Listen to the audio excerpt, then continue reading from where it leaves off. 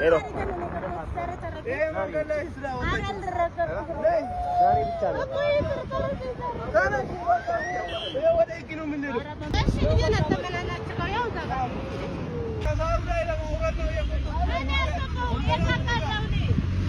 ወንድሜ ምን አለበት?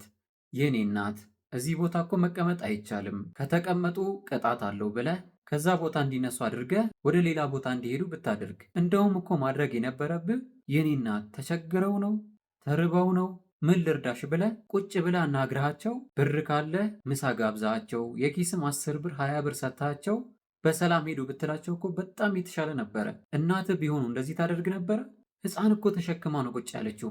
ይህኔ እኮ ስንት ኪሎ ሜትር በእግሯ ሄዳ ሲደክማት መሄጃ ሲጠፋት ነው እዛ ጋር ቁጭ ያለችው።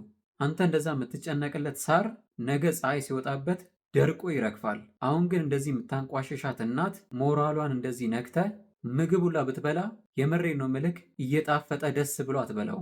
የከተማ ማማር ለኛ ደስታ ነው። የከተማ እድገት ለኛ በጣም ደስታ ነው። ያ ማለት ግን የተቸገሩ ሰዎች፣ የተራቡ ሰዎች፣ የቆሸሸ ልብስ የሚለብሱ ሰዎች፣ ለማኞች፣ የኔ ቢጤዎች፣ በቃ ምንም ማያውቁ ሰዎች፣ ህግ ሁላ እንደወጣ ማያውቁ ብዙ ሰዎች አሉ። እዛ ጋ መቀመጥ ያስቀጣ አያስቀጣ ምንም አይዲያ የሌላቸው በጣም በርካታ ሰዎች አሉ። እና በትችሉ አስረዷቸው፣ በትህትና አናግሯቸው።